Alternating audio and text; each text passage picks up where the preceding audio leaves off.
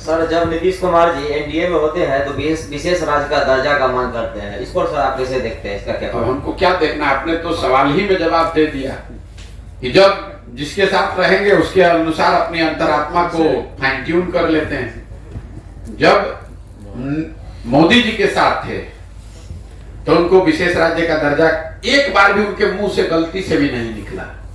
संसद में उनके जदयू के नेता मोदी जी को महामानव बता रहे थे।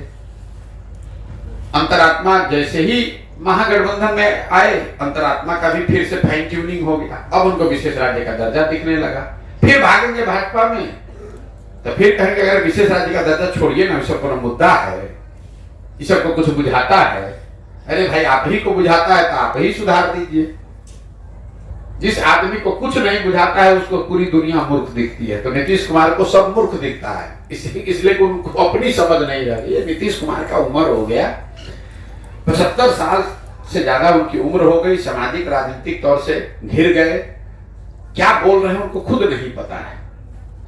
विधानसभा में खड़े होकर जो उन्होंने वक्तव्य दिया, पूरे देश में हंसी के पात्र बने और पूरे बिहार के लोगों को शर्मसार किया। फिर खड़े वो जो हुआ वो तो हुआ।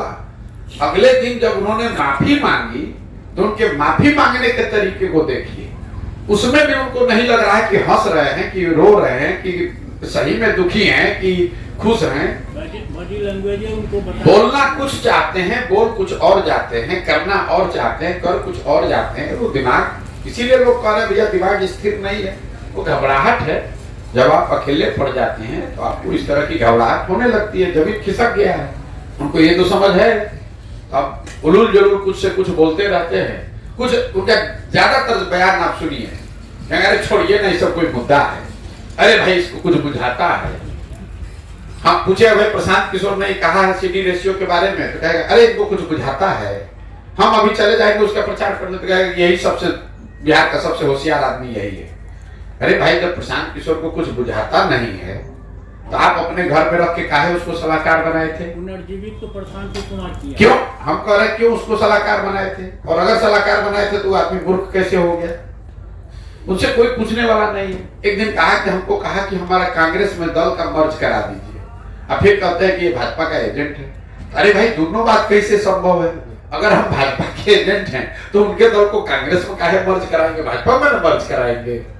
तो नीतीश कुमार के बात का वो देखिए, कोई 5 मिनट खाली नीतीश कुमार के वक्तव्य को सुनिए किसी भी विषय पर, तो बोलना शुरू करेंगे कहीं से, बीच में कहीं दूसरे जगह चले जाएंगे, फिर घूमकर राष्ट्रपति के सामने भाषण दे रहे हैं, कुर्ता उठा के पेट खजुला रहे हैं।